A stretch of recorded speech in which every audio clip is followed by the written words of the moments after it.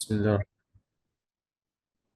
بسم الله الرحمن الرحيم. الحمد لله رب العالمين، والصلاة والسلام على رسول الله وعلى آله وصحبه أجمعين.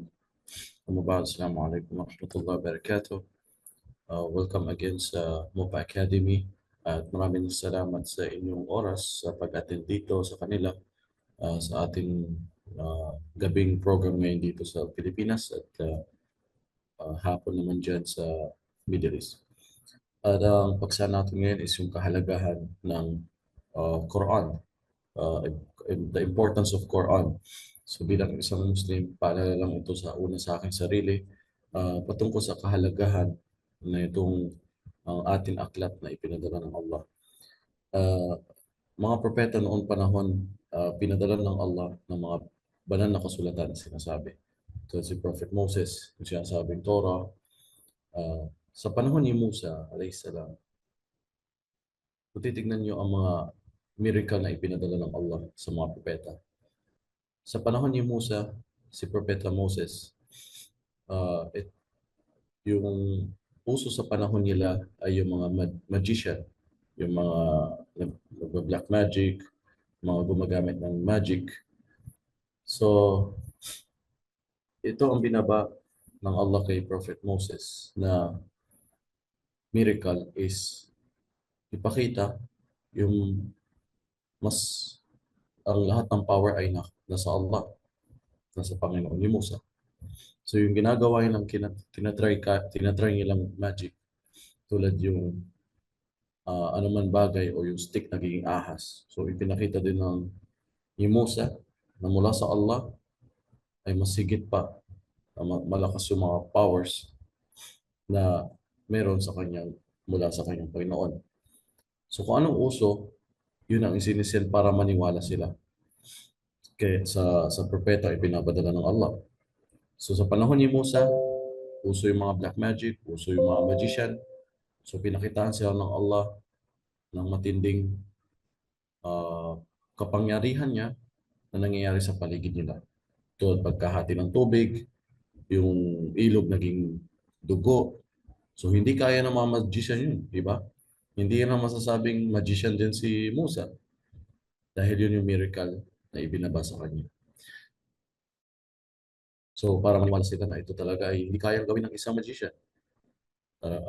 May mga magician sa time ni Musa na sinasabi ng Muslim, yung nakita nila yung, hindi ko alam kung ito yung magic na nakita nila dahil sa stick na naging ahas din at kinain niya yung mga ahas na mula doon sa mga magician. At ipinapatay din ni Pharaoh yung mga magician na yan na naniwala kay Moses. So, sa time naman ni Jesus, ni Isa, alayhis salam, uso ang paggagamot. Sabi na sa history. So, uso ang panahon ng paggagamot sa panahon ni Jesus o yung mga doktor, let's say.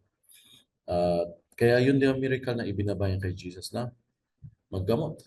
Sa time na yun, ipakita na uh, si Isa alayhis salam ay talagang messenger ng Allah at hindi lang nanggagamot, bulag or patay, mismo patay pa ay naibabalik niya, nabubuhay ang patay. Dahil sa hindi pangyarihan ni Jesus, siya mismo walang magagawa maliban lang na ibinigay ng Allah ng permission. So hindi din kaya ito ng mga doktor sa panahon niya. Mga manggagamot.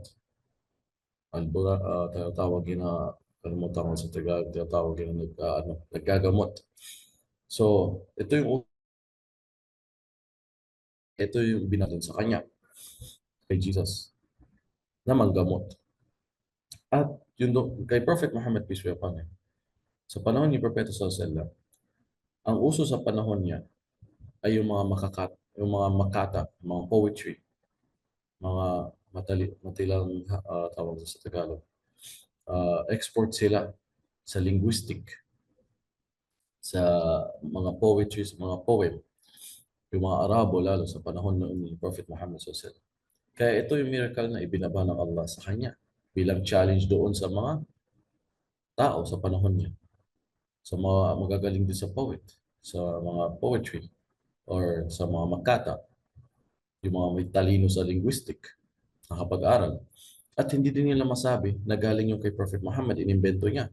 Or sadyang magaling lang siya kasi nag-aral siya. Hindi. Alam natin si Prophet Muhammad SAW ay hindi nakapag-aral, na hindi siya marunong magbasa at magsulat. Alam natin yung story na lumaki siyang orphan, nag-alaga sa kanya is uncle niya, nag-focus sila sa business. So, hindi siya napaaral, hindi siya marunong magbasa at magsulat. Kaya hindi nila masasabing galing kay Prophet Muhammad, peace be upon him. Di ba? Yun ang isa sa nakikita lang natin na hikmah, wisdom behind it. Kung may magtatanong bakit hindi marunong magbasa yung propeta, well, magtaka ka. Dahil kung marunong niya magbasa at magsulat, din sasabihin mo ang Quran mula sa kanya. Pero ngayon, mas magtaka ka na alam mo na nga hindi marunong magbasa at magsulat. So, saan galing yung dala-dala niya na Quran? Alangan siya nag-imbento. So, isang miracle din yun na patunay si Prophet Muhammad peace be upon him ay hindi sa kanya o hindi siya yung nagsalita lang or nagsabi or nagsulat about sa Quran. Hindi niya ito imbento. Wala yantiqu anil hawa at wala siya sinasabi na sa pangsariling nais lang niya o kagustuhan. So, ito yung miracle na dala ni Prophet Muhammad SAW ay ang Quran. Maraming nangiinsulto sa sabihin, ang propeta niyo walang miracle masyado. Wala naman dalang miracle. Ano, nahati lang yung buwan, o lumabas lang ang gatas o tubig sa kamay o ano. So, yun, may mga nangiinsulto na, propeta ba yan? Di katulad ni Moses, ang daming miracle na pinakita ng Allah, ginamit ng Allah na ibinigay sa kanya. Or si Jesus, ang daming miracle, lahat ng mga propeta. So, nasaan yung miracle ni Prophet Muhammad? May mga ibang wisdom din na narinig natin na kapag yung miracle ay tulad sa mga naunang propeta, maaaring maging kwento na lang siya pag tumagal. Tulad ngayon, try mo ikwento sa bata or sa ibang tao na nahati ang tubig sa panahon ni Moses. Maaaring may mga taong maniwala, may mga taong hindi. Kasi habang tumatagal, parang lang siya nagiging kwento sa kanila.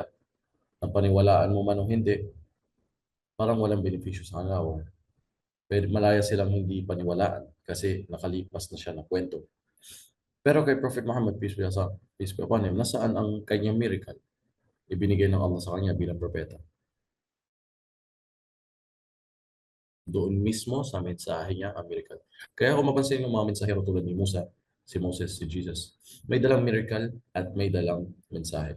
Si Jesus may dalang mensahe, may dalang miracle. Si Prophet Muhammad, may dalang mensahe. Nasa miracle? Nasa loob mismo ng mensahe. At bakit? Kung titignan mo, kahit nasa panahon na natin ngayon, high-tech na tayo, 1,400 years ago, ay andito pa rin yung miracle hanggang ngayon. Nasa loob ng mensahe niya na kahit pa yung mga hindi Muslim ang magbabasa nito, na namamangha sila na lahat ang ginagawa ng experiment sa labas naman ng kalawakan, sa solar system natin, or about sa mga bundok, sa tubig, sa karagatan, ay nasa Quran matagal na. So isa doon tong patunay at challenge sa kanila na makikita nyo lang matagal na pala nakasulat. Paano alam ni Prophet Muhammad peace be upon ito? Paano niya nalaman may dagat na hindi naghahalo ang alat at tamis? Paano niya manalaman ng bundok ay may ganitong ugat, ang ulap ay may ganito? Paano niya nalalaman itong mga science na wala pang science sa panahon niya? Diba? Paano niya masasabi na lahat galing sa tubig na kung sa panahon niya naghihirap siya sa tubig? So, yun yung miracle na hanggang ngayon, andito pa rin sa banal araw ng pag-uko. So tayo mga Muslim bilang mga Muslim, kailangan natin palagi magpasalamat sa Allah na binigyan niya tayo ng manual guide na libro. At ito ay hindi lang para sa mga Muslim. Minsan may mga Muslims na parang, ito, Quran, sa amin lang to. Tapos parang ipinagdadamot sa non-Muslim. Pagkos kung titingnan natin sa sinabi sa Shahru Ramadan alladhi unzila fihi al-Quran. Ang buwan ng Ramadan, sabi ng Allah, kung saan ibinaba ang Quran. Hudan linnas, para sa mga tao. Gabay, para sa mga tao. Bayan, شهر رمضان الذي أنزل فيه القرآن هدى للناس وبينات من الهدى والفرقان. Ang buwan ng Ramadan kung saan ibinaba ng Allah ang Quran bilang gabay para sa buong sanlibutan, sa buong sangkatauhan, para malaman nila kung ano yung mabuti at masama, between ng mabuti at masama. So, ang Quran hindi lamang po sa mga Muslims, ito ay pinadala ng Allah para sa buong sangkataon. Pati po sa mga jinn, sa mga sinasabing malapit siguro na maintindihan natin ano ang jinn, o sinasabing engkanto or mga hindi nakikita. Pati itong mensahe, yung narinig ito ng mga grupo ng jinn, ay nag-Muslim sila, agad-agad. At pagka-Muslim nila, nagdawa agad sila. Yung narinig nila ang part ng mga ayan ng Quran. So ito ay pinadala hindi lang sa mga tao, sa mga manusia, pati sa mga jinn. So, ito mismong book ay manual guide dito sa buhay ko ano. Pag bibili ka ng isang gamit, kahit napakasimpleng China na bagay, palagi may papel sa loob ng box. Subukan nyo. Bumili, bumili ka ng anong bagay, kahit pa China, diniliver sa'yo ng box o may binibili kang item. Lalo pag electrical, cellphone, o anumang gadget. Palagi may kasamang manual, guide, book sa loob ng binili mo. Kung papansinin mo. Dahil dun sa gumawa nito, alam nila kung ano makakabuti at makakasama o makakasira dun sa produkto na ginawa nila. Kaya yung factory na gumawa nito, nilagyan nila ng manual guide. Ngayon, kung hindi mo susundin o babasahin, alam mo ba gamitin yung binili mo? Dahil may bago kang binili na bagay na andun sa instruction kung paano mo gagamitin, ano yung makakasira sa kanya, ano yung makakabuti. Pag hindi mo ginamit o hindi mo binasa, ano mangyayari sa binili mo? Hindi mo alam gamitin, maaari mong masira. Di ba? Sample, bumili ka ng cellphone, hindi mo alam kung anong model, basta niregalo sa'yo or niregalo ka ng cellphone. Tapos gusto mo malaman kung ah, hindi mo na siguro inalam kung waterproof siya o ano, water resistant. Tapos, hindi mo binasa yung manual guide at basta mo lang binasa sa tubig na akala mo pwede sa underwater, ang mangyayari sa binili mo, sisira. Dahil hindi mo finalo o binasa lamang yung manual na book niya or book guide manual niya na pinasok sa loob ng box. Para mag-gets nyo lang yung, di ba? Nag-gets nyo lang yung punto. Si Propeta Muhammad sallallahu alaihi wasallam, may explain siya, nagbibigay siya lagi ng sample para maintindihan ng mga sahaba. Di ba?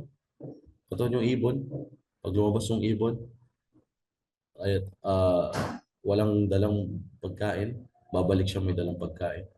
Pag ang tao nagtiwala sa Allah, lalabas siya at babalik tulad ng ibon na may dalang pagkain. Sustento mo lang sa Allah. Ang propeta mismo sa sallam lagi nagsasample para maintindihan ng sahaba. Sinasample niya sa ibon, sa mga bagay, di ba? Para maunawaan. Di ba minsan may patay na hayop, pinulot niya, tinanong niya sinong bibili ito ng 1 dirham. Sabi niya sa sahaba, kahit free pa yan, hindi nila kukunin.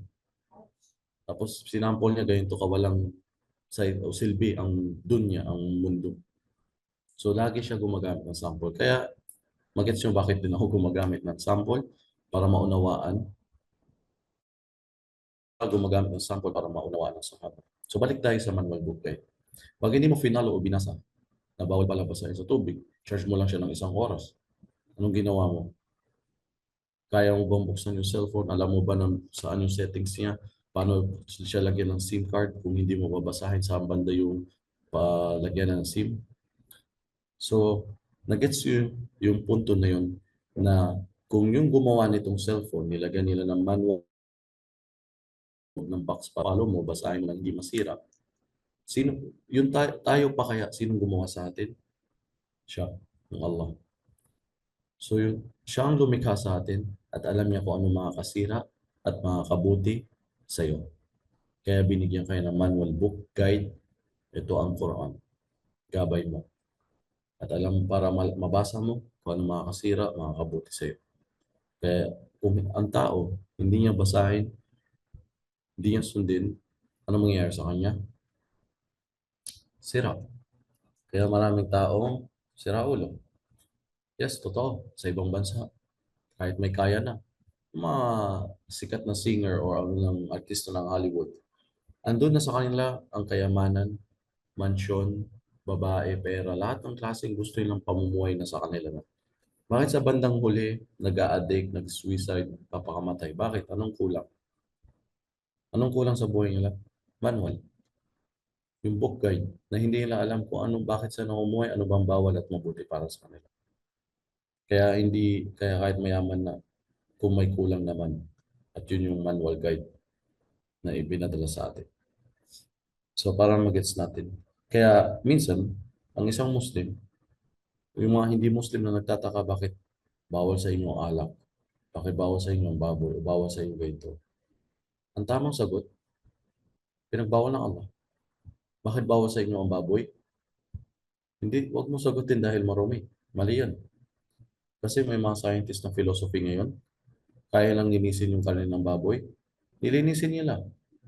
99.90 bacteria o zero uod o ano man marumi doon. Ngayon, kainin mo na. Dumi lang naman palang problema mo. Kaya namin linisin. Bakit hindi mo kainin? Di ba? Ang tamang sagot, dahil utos ng Allah. Alam man natin o hindi ang dahilan, sa may anawata na. Kinig tayo at sinusunod natin. Di ba? Bakit bawal ang alak? Dahil pinag-utos ng Allah. Pinagbawal. Di ba? So later on na lang, dahil sa technology, dahil sa science, tinitingnan natin yung reason o nakita natin epekto pala ng baboy, bakit pala bawal. Baka ito yung dahilan nga, talagang marumi, may bacteria, hindi namamatay, ganito. Alak, ganun din, nakakalasing, nakakailog, pinakamaraming rape, kaso ng ganito, patay dahil sa alak, root of all evil. So later on na lang nalalaman natin. Pero hanggang ngayon, yung mga iba, hindi natin alam anong dahilan. Basta naka-follow lang tayo. Bakit ka nagsasala? Di ba? So yes, may maalam tayong dahilan. Dahil sa kasalanan, connection natin sa Allah, obligado, kailangan natin siya sambay. Pero later on, yung mga expert sa yoga teacher, mga scientist o ano, na-discover na yung position ng sala. Eh, ito yung pag-aaral na kailangan sa katawan natin na ma-stretch o yung mga bagay na ito yung pampatibay ng ating buto o araw-araw kailangan na exercise sa katawan. So yung mga nagpapakapagod na mga nag-yoga na minsan yung position na ginagawa nila ay kumpleto sa sala. Nandun na lahat para tumibay din ang ating buto o likod o katawan. So minsan, hindi natin alam, sila pa nakaka-discover.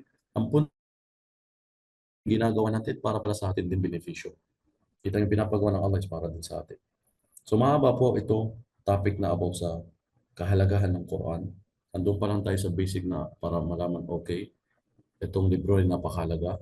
Ito ay may shifa, ay gamot din. Ang Quran ay gamot sa lahat ng klaseng sakit, lalo sa evil eye, no? Sakit sa puso, yung mga napapalayo na sa Islam. So, ang Quran, napakahalaga sa isang buhay ng tao, lalo sa isang buhay ng isang Muslim. Tapos, lalo sa pagbabasa nito, ang bawat letra ay may reward, hasanat, at naitatimes pa ito sa 10 sa bawat letra. Kaya sumikapan natin itong pag-aralan, basahin. Hindi pa natin alam basahin sa Arabic na kailangan sa isang Muslim, obligado sa iyo pag-aralan ito na paano siya basahin. At ito ay magiging level din natin sa kabilang buhay, paraiso. Yung hanggat saan ang memorize ng isang Muslim sa kanyang pag-memorize sa Quran. Alam natin mahirap, hindi ganun kadali ang pag-memorize, lalo pag may edad na.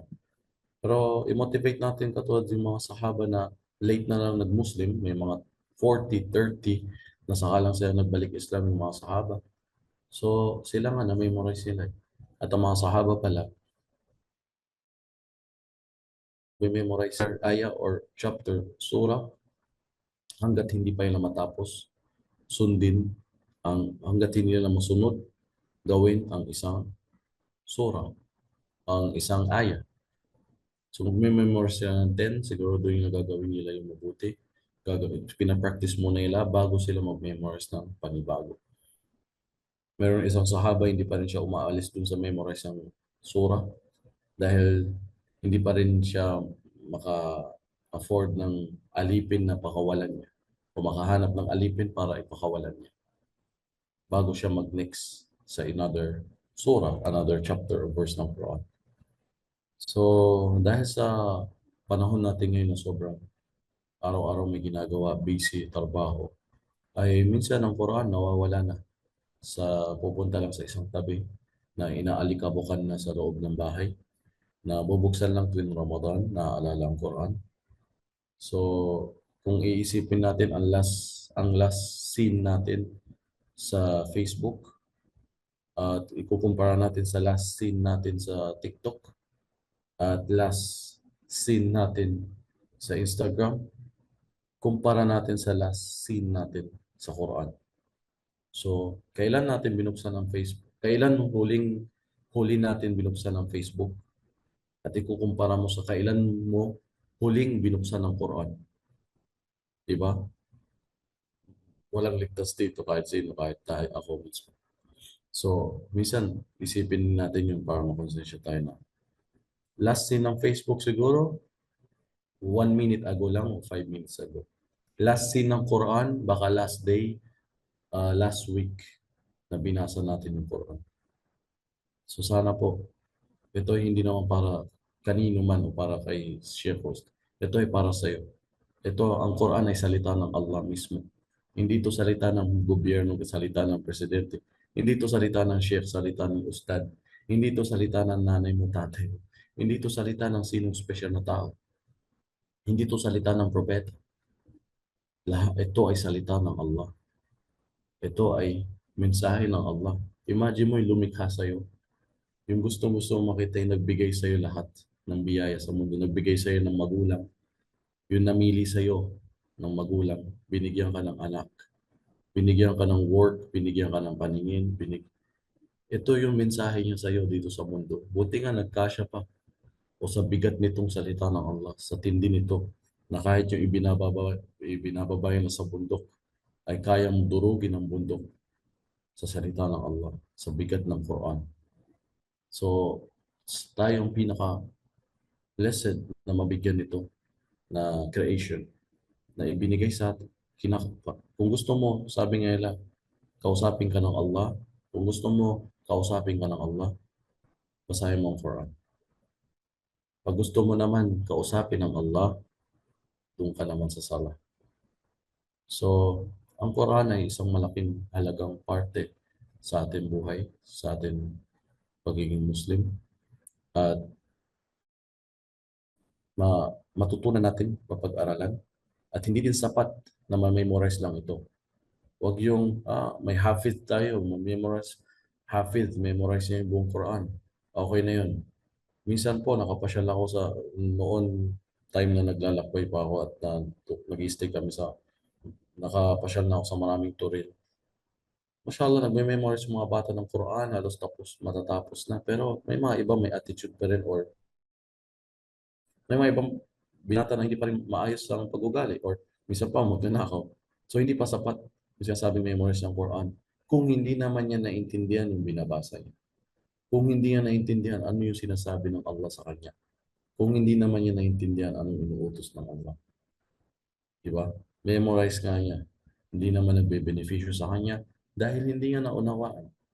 Kaya next doon, kung memorize mo naman ngayon ang Quran, ay try maintindihin yung meaning, yung tafsir. So matamang mga sheikh, may mga teacher tayo magagaling sa tafsir. So sa Al-Ma'arif, mashallah. So kahit may mga kitab ni Ibn Kathir, yan, yung tafsir niya, available din sa English. Di ba? May Tagalog din naman na tafsir ngayon. Pero iba pa rin doon sa pinaka-main na Arabic, inshallah. At tulad sinabi ni Uthman bin Affan, radiyallahu anhu, na sallam, khairukum man ta'allama al-Quran wa 'allama.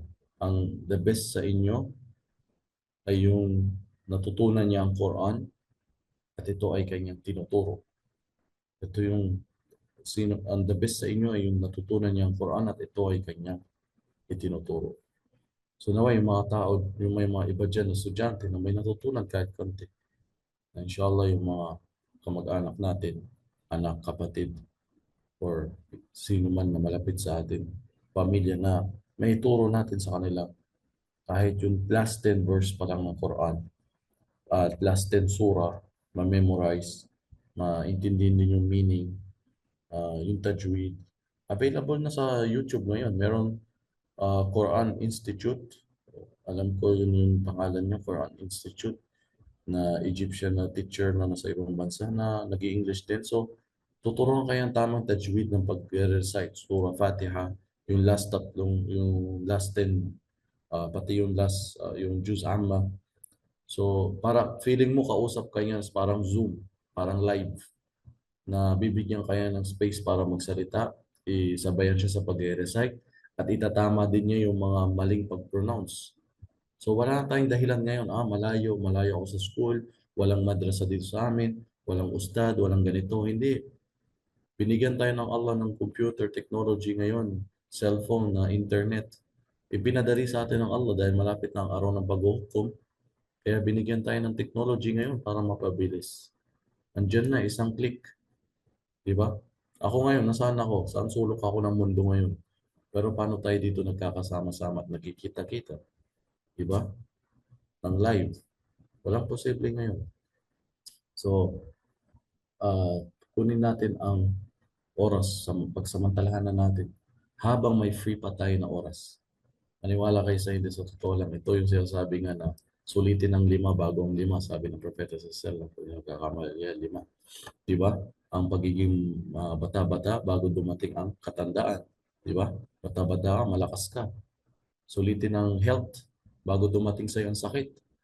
Sa time na may sakit ka na, dinapuan ka na ng matinding sakit o like COVID or something, o dahil sa or ano man sakit na way layo tayo ng Allah, diabetes o ano, nasa ospital ka 50-50, wala ka na magawa, hindi ka na makapag-aral, hindi ka na makapagdawa. Saan huli na ang lahat? Tanongin mo ngayon yung mga nasa ospital na 50-50, anong gusto nilang gawin? Marami silang sasabihin sa iyo na gusto nilang sulitin. Na habang ngayon ikaw andyan na malakas. 'Di ba?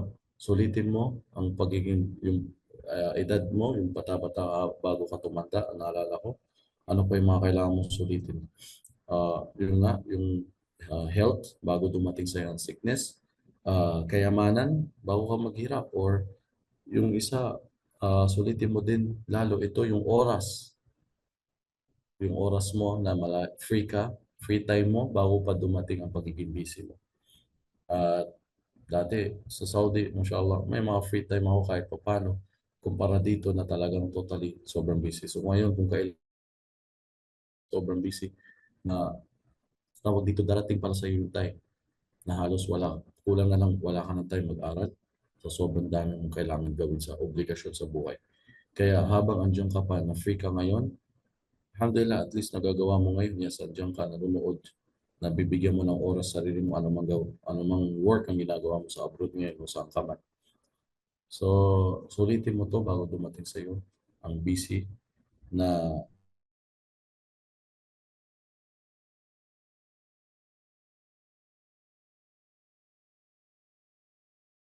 darating sa iyong panahon pag busy. Siguro yung single ka pa, may mag-asawa ka at may anak ka na, wala na. Diba? So, yun po ang kailangan sulitin, Allahu A'lam. So, I hope na dito muna tayo sa topic na tawag dito about sa kahalagahan ng Quran. Siguro na banggit na kahit paano yung mga iba pang bagay na kailangan na abot lang ng aking kaalaman na aking naalala ngayon. At so may mga katanungan po na kalalakihan, pwede po kayo mag-open ng mic. Sa mga babae naman na mga katanungan.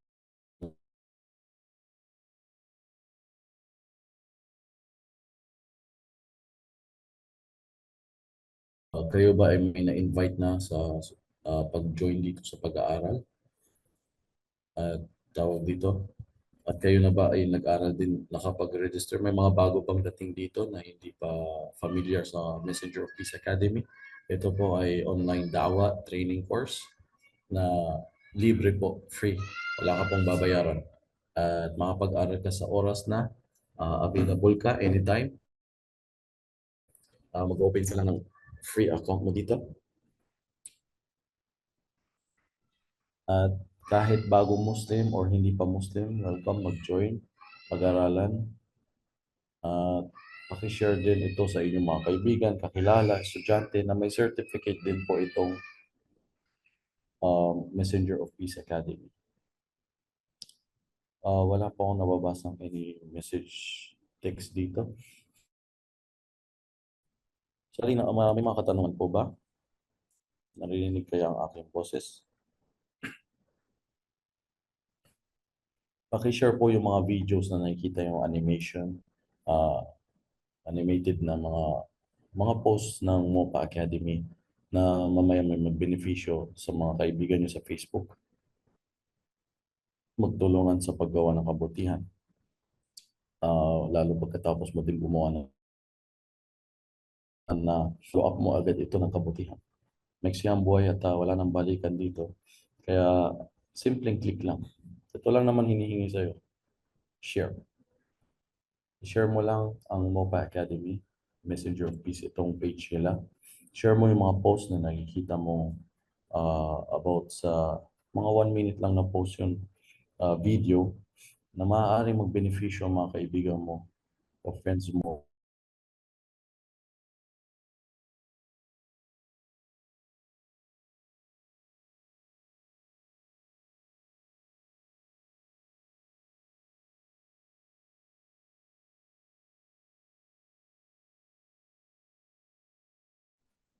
Okay po, wala na pong katanungan. Hanggang dito lang po siguro. Subhanallah wa bihamdihi, asyhadu an la ilaha illa anta, astaghfiruka wa atubu ilaik. Maraming salamat sa mga umattend po, ng halos 20 plus. At huwag niyo pong kalimutan. Baka ang iba ay hindi makapag-open ng mic na gusto magsalita, yung mga lalaki. Ito all invite.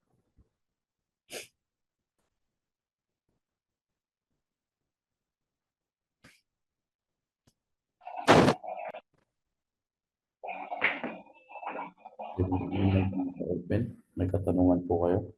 Huwag lang about financial, baka pares tayo ng problema dyan. Nandiyan lang.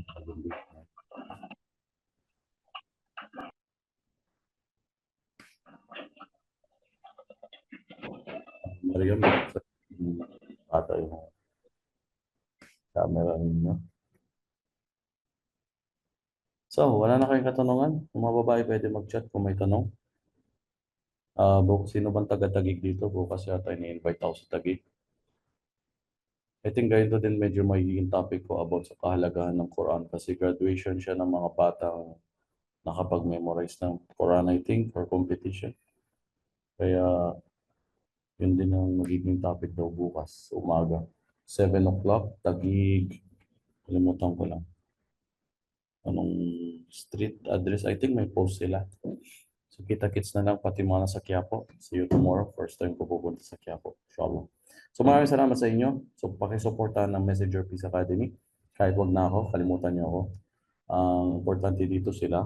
Suportahan natin ito para patuloy pa rin sila nandyan na makapag-beneficyo sa iba. Kasi habang may nag-sponsor pa dito sa Messenger Peace Academy, pagsulitin natin, i-share natin para naman makita ng naging sponsor na okay, gumagana pa rin ito para mag-beneficyo sa ibang mga tao.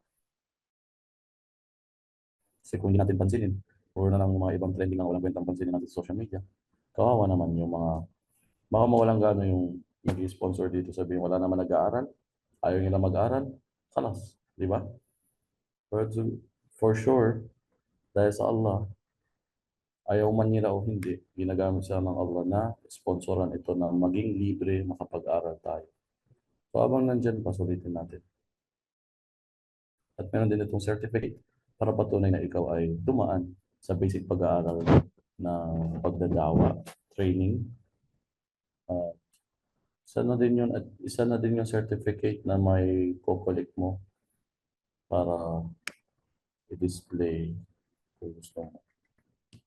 Okay po, maraming salamat. Ingat po kayo. Good night dito sa Pilipinas.